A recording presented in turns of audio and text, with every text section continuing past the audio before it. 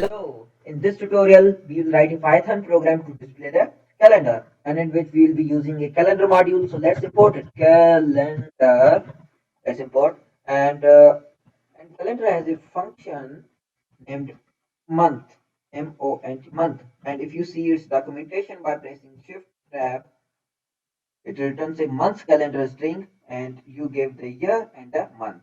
So let's say we have our year 2020 and month is December, which is 12. It will return us a calendar. A calendar in the form of string, but if I want to, it's formatted in the string format. Like if you see this character is a new line character. This character is a new line character. So if you want it to properly format it, just print it. So if I want to print it, I have December month of 2020 and right now it's 5 a.m. in the morning. I have not slept the whole night because I was making tutorials and the date is 25 and it is Friday today. Okay.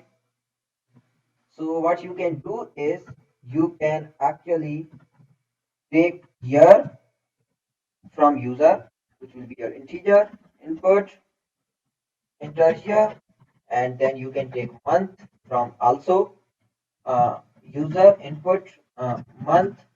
Okay, you can press say enter month. Okay, and instead of giving your default values, you can give a year and month. There you go. So user enters, let's say 2021 and 1st January. There you go. You have calendar of January 2021. So you can display a calendar of any month of any year by just entering those values into calendar month function of a calendar module.